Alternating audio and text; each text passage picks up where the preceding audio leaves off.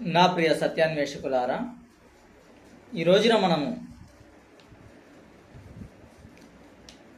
మన యొక్క ప్రసంగ అంశము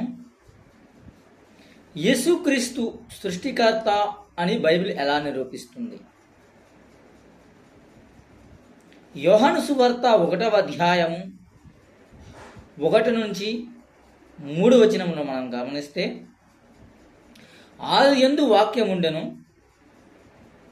సమస్తము ఆయన ద్వారా కలిగెను, ఆయన లేక ఏదియు కలుగలేదు అని వ్రాయబడి ఉన్నది.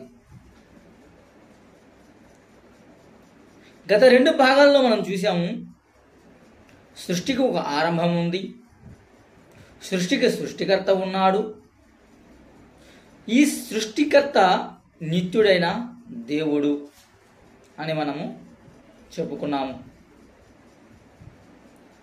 ఇప్పుడు ఒక ముఖ్యమైన ప్రశ్న, ఆ సృష్టికర్త యేసుక్రీస్తే అని బైబిల్ ఎలా చెబుతుంది? ఈరోజు వాక్యాల ద్వారా మనం పరిశీలన చేద్దాము. యోహాను సువార్త 1వ అధ్యాయము 1-3 వచనములు ప్రకారము, వాక్యమే దేవుడు, ఆదియందు వాక్యముండెను, వాక్యము దేవుని యొద్ద ఉండెను, వాక్యము దేవుడై ఉండెను, సమస్తమును ఆయన ద్వారా కలిగెను. ప్రియ సత్యాన్వేషకులారా, వాక్యం అంటే ఏమిటి? గ్రీకు పదం వాక్యం అనగా లోగోస్ అంటారు. దేవుని జ్ఞానము, దేవుని వ్యక్తీకరణ, దేవుని నిత్య వాక్యము. యోహాను సువార్త 1వ అధ్యాయము 14వ వచనములో, ఆ వాక్యము శరీరధారి అయి మన మధ్య నివసించెను అని వ్రాయబడి ఉన్నది. అంటే ఆ వాక్యమే యేసుక్రీస్తు.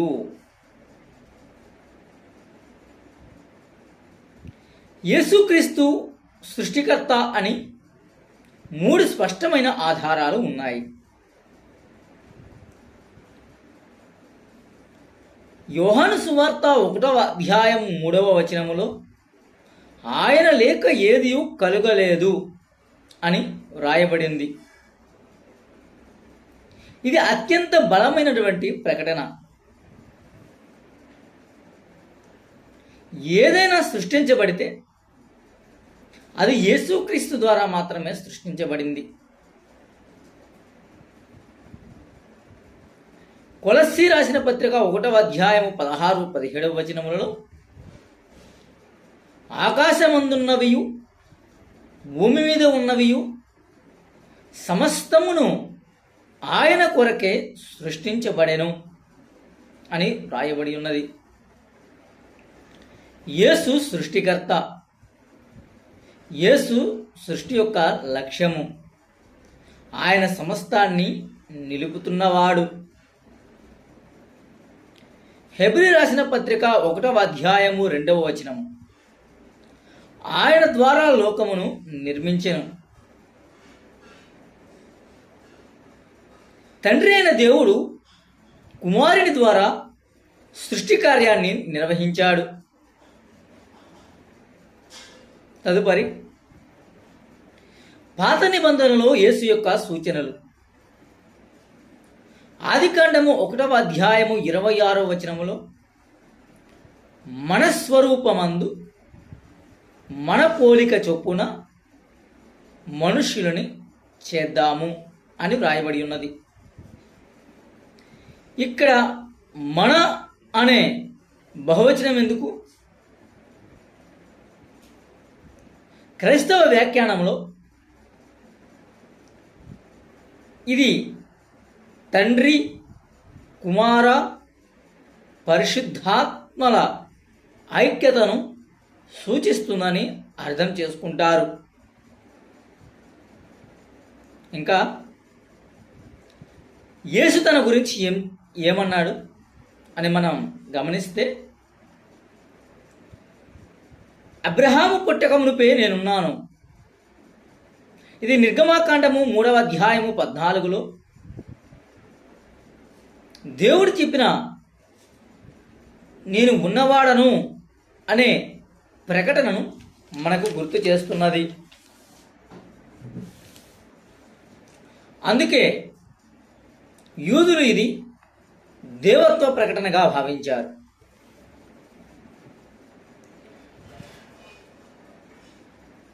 ప్రకటన గ్రంథము 22వ అధ్యాయము 13వ వచనములో నేను ఆల్ఫా ఒమేగా,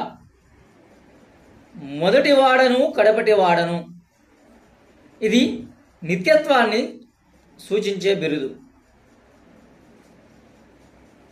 యేసుక్రీస్తు ప్రకృతిపై అధికారాన్ని చూపించాడు, గాలిని ఆపాడు. మార్కు సువార్త 4:39. సముద్రాన్ని శాంతిపరిచాడు, నీటిని ద్రాక్షారసంగా మార్చాడు, మృతులను లేపాడు. సృష్టిపై అధికారము సృష్టికర్తకే చెందుతుంది. తదుపరి యేసు మరియు రక్షణ. సృష్టికర్త మనిషిని సృష్టించాడు. పాపం మనిషిని దేవుని నుంచి వేరు చేసింది. అందుకే సృష్టికర్త రక్షకుడయ్యాడు. దేవుడు లోకమును ఎంతో ప్రేమించెను. సాధారణ అభ్యంతరాలను మనం గమనిస్తే, యేసు దేవుడైతే ఎందుకు ప్రార్థించాడు అనేది అభ్యంతరం. దీనికి సమాధానము, భూమిపై సేవకుడి స్వరూపము ధరించిన సందర్భాల్లో యేసు తన వినయంతో పాటు పాత్ర గురించి మాట్లాడుతున్నాడు. క్రైస్తవ వ్యాఖ్యానాలు వివరించబడ్డాయి. అదే సువార్త వాక్యాలు యేసు దైవత్వాన్ని సూచించాయి.